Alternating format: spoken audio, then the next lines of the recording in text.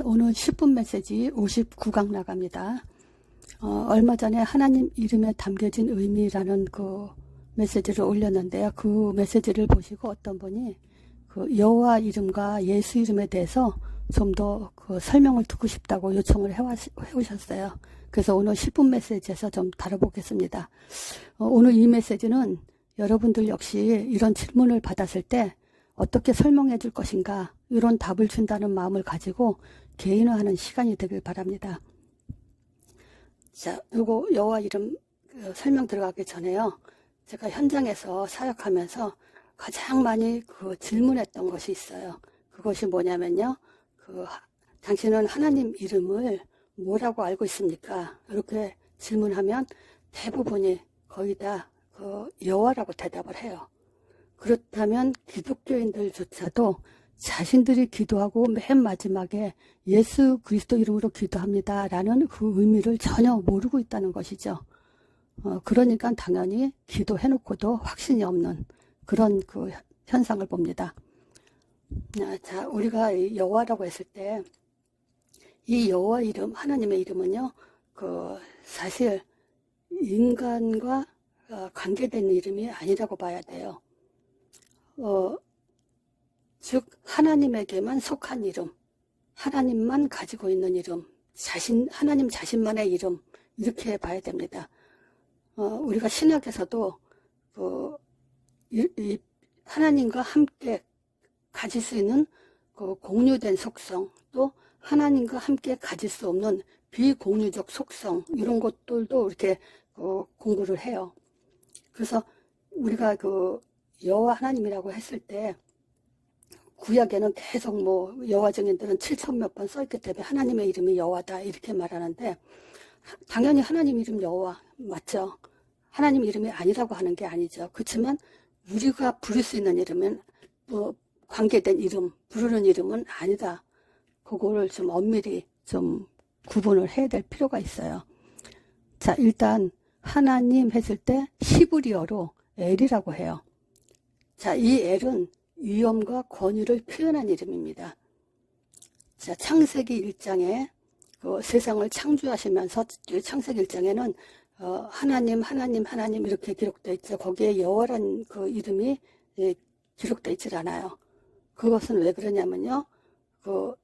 엘로힘, 즉 엘자라는 것만 초점을 뒀기 때문에 창조주 하나님, 거기는 창세기 1장은 엘로힘이죠. 원어도는 엘로힘으로 하나님 그러면 엘로힘으로 기록되는데, 즉 창조주 하나님 그 의미를 담고 있어요. 그리고 그뿐만이 아니고 엘자가 들어가는 이름이 몇 개가 있는데, 예를 들어서 엘샤다이 이런 이름이 있어요. 그것은 전능하신 하나님을 의미해요. 또 엘리온, 이 말은 지극히 높으신 하나님, 즉 주권자라고 말할 수 있고요. 또 엘라, 즉 감찰하시는 하나님, 즉 이렇게 하나님만의 특성을 가진, 하나님만의 가질 수 있는 그런 이름의 표현이 있어요. 자, 근데 창세기 2장 4절부터는 여호와라는 이름이 등장되죠. 자, 이 여호와 하나님에도 여호와, 이거는 조금 이따 설명하고요. 즉 여호와 하나님 뒤에 또 여러 가지 표현된 이름이 있어요. 그러니까 이거는 하나님이 어떤 분이다라는 특성을 다룬 이름이죠. 그래서 여호와 라파, 여호와 르시, 여호와 샬롬, 여호와 로이, 여호와 리케, 여호와 이레 많이 들어보셨을 거예요. 자, 여호와 라파는 뭐냐? 치료하시는 하나님인데 어떤 하나님이냐라는 이름으로 하나님에 대해서 지금 설명을 하는 거죠. 자, 여호와 니시, 나의 깃발, 승리, 이 말이고요. 여호와 샬롬, 이 말은 평강의 하나님. 또 여호와 로이, 이것은 목자가 되시는 하나님. 여호와 니케, 이것은 벌하시는 하나님. 또 여호와 이레, 이것은 준비하시는 하나님. 이렇게 하나님의 특성을 담은 이름이 이렇게 있어요.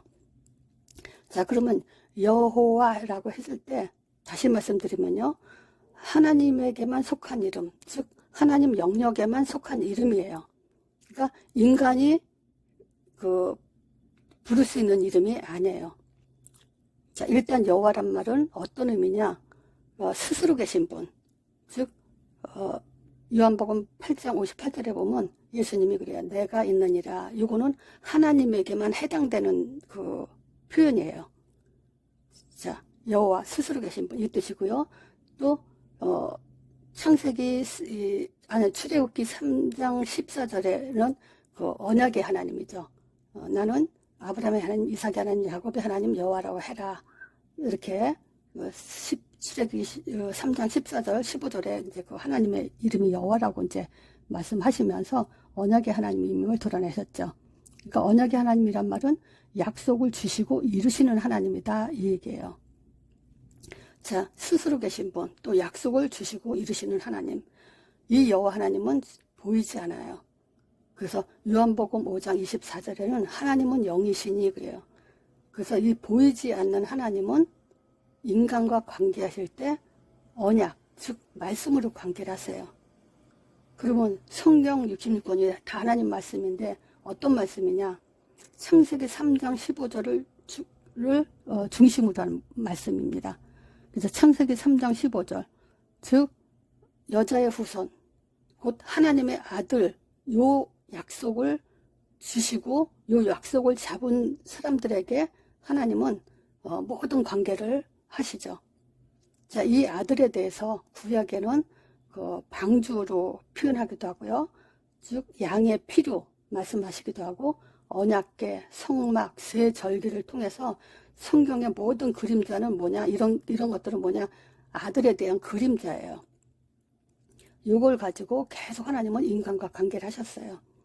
히브리서 1장 1절에 보면요. 히브리서 1장 1절에 보면 옛적의 선지자들로 여러 부분과 여러 모양으로 우리 조상에게 말씀하신 하나님이 하면서 2절에 그러죠. 이 모든 마지막 날에 아들로 우리에게 말씀하셨으니 그래요.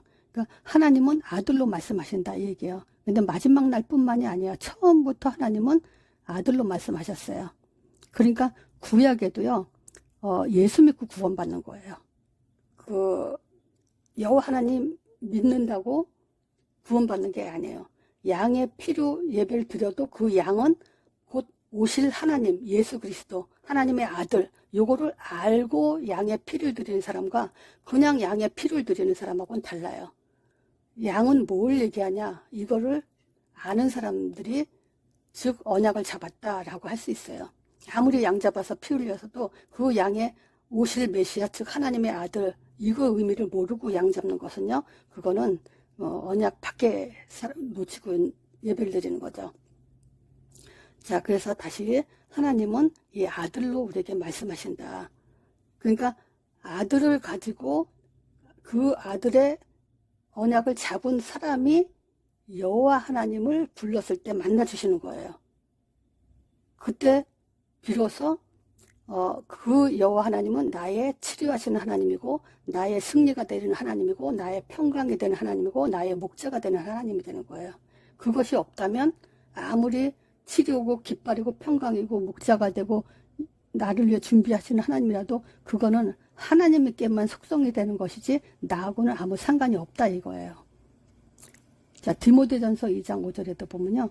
하나님은 한 분이요 또 하나님과 사람 사이의 중보도 한 분이시니 곧 사람이신 그리스도 예수라 그래요. 즉 하나님은 한 분이에요. 하나님은 예수 그리스도 하나님 아들 통해서만 하나님과 인간이 관계를 한다. 이제 그 기록이죠.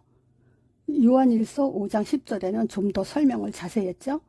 자, 10절에 하나님의 아들을 믿는 자는 자기 안에 증거가 있고 또 하나님을 믿지 아니한 자는 하나님을 거짓말하는 자로 만드나니 왜 그러죠? 이는 하나님께서 그 아들에 관하여 증거하신 증거를 믿지 않기 때문에 거짓말한 자로 만들고 있다는 거예요.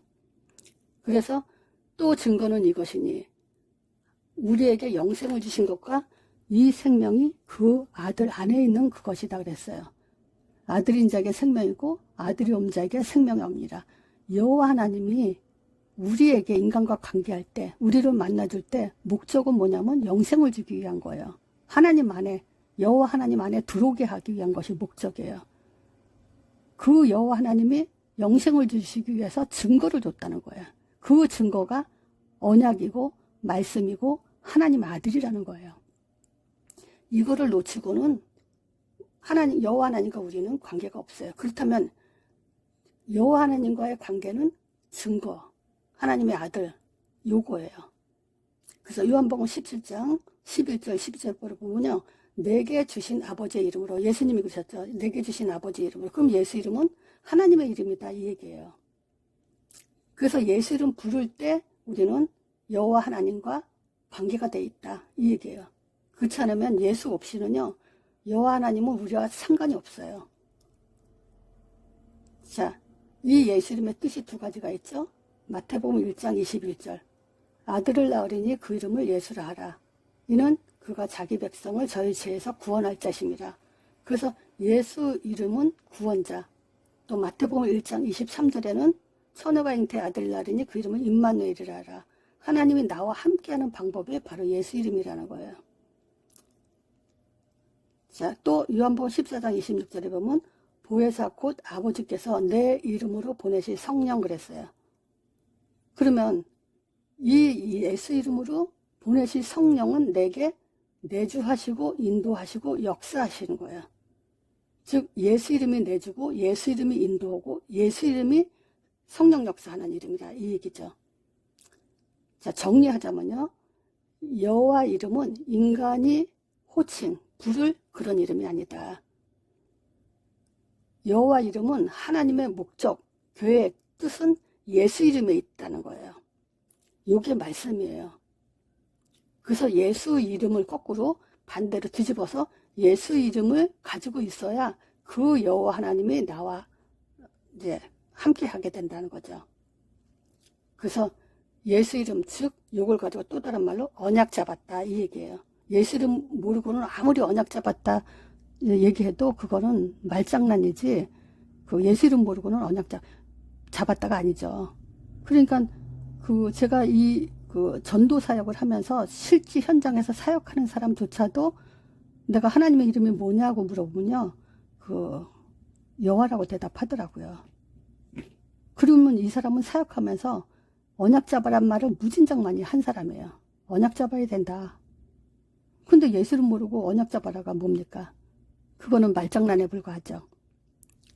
자, 이 예수 이름으로, 즉 이 예수 이름 언약 잡아야만 하나님은 우리의, 다시 말하면 치료의 하나님이고 승리의 하나님이고 평강의 하나님이고 나의 목자가 되시고 나의 모든 것을 미래를 위해서, 응답과 미래를 위해서 준비하시는 하나님이 되는 거죠. 자, 요 정리가 이제 그 여호와 이름과 예수 이름의 그 좀 구분할 수 있는 설명이라고 할 수 있어요. 그래서 그렇잖아요. 우리가 구약에는 여호와 이름 있고 또 우리는 예수 이름으로 기도하고 여기에 대해서 분명히 그 설명을 해달라는 사람은 분명히 있을 겁니다. 그럼 여러분들이 어떻게 설명할 것인지 그 부분에 대해서 좀 분명하게 확실하게 이렇게 설명을 해줄 필요가 있죠. 자, 그럼 여기서 조금 더 우리가 조금 다뤄볼 게 뭐가 있냐면요, 여호와 증인들이죠. 여호와 이름이 하나님의 이름이다 라고 주장하는 사람들이요. 자, 그러면 그런 사람들한테요, 우리는 이렇게 질문을 해봐야 됩니다. 여호와 하나님이 하나님이란 증거가 뭐냐, 이거예요. 즉 너가 믿는 여호와가 진짜 여호와 하나님이란 증거가 뭐냐. 예를 들자면요, 아랍인들, 유대인들, 뭐 그 중동 지방 사람들이요, 다 여호와 하나님이라고 얘기를 해요. 아랍인들은요, 그 이스마엘의 후손들이죠. 이스라엘의 유대인들은 이삭의 후손들이고요. 그래도 그 사람들조차도 다 하나님은 여호와라고 얘기를 해요. 근데 이 사람들은 서로 원수가 돼 있죠. 그러니까 여호와 증인들도 마찬가지예요. 그런 사람들과 똑같이 여호와가 하나님이다 라고 말하면서 그 여호와 이름만 가지고 여호와 하나님이라고 떠드는데, 모든 그 여호와를 하나님이라고 하는 사람들은요, 증거 없이, 하나님은 한 분이잖아요. 근데 자기네들이 각자 여호와 하나님이라고 부르면서 아무 증거도 없이 그냥 하나님이라고 믿고 있다는 거죠. 그런 사람들한테 이 질문을 해봐야 돼요. 진짜 여호와 하나님이라는 증거가 뭐냐. 그랬을 때 창세기 3장 15절 하나님의 아들 예수 이게 나와야 된다는 거죠. 말씀, 언약 이런 것들이 나와야 돼요. 또 두 번째 질문요. 여호와가 너를 구원했다는 증거, 즉 무엇을 보장해줬냐. 그 보장했다는 증거가 뭐냐. 그렇잖아요. 우리가 왜 하나님을 믿습니까? 구원받기 위해서죠. 하나님과 함께하기 위해서. 그럼 하나님과 함께한 증거가 뭐냐 이 얘기죠. 나를 구원했다는 증거가 뭐냐. 그걸 증거를 대보라 그래야 되죠. 아니 보이지 않는 하나님이 자기를 믿게 하기 위해서는 뭔가 믿을 수 있는 증거를 주지 않았겠습니까? 그렇게 주지 않고 하나님이라고 하면은 사단도 귀신도 다 마귀도 따라할 수 있는 그것을 가지고 우리가 어떻게 구분합니까? 이런 말을 할 필요가 있죠. 그런 사람들한테. 또 세 번째 질문요. 기도하면 응답받냐.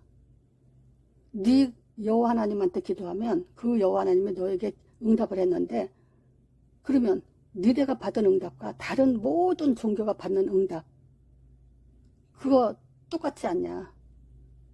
어떻게 구분하냐. 하나님이 줬는지 다른 그 종교 즉 마귀 사단 귀신도 다 응답 주는데 그들이 그 존재가 줬는지 그걸 어떻게 구분할 수 있겠냐. 네가 믿는 신이 줬는지 그 구분할 수 있는 증거가 뭐냐. 그런 것들을 우리가 물어볼 필요가 있죠. 또 여호와 증인들 중에요.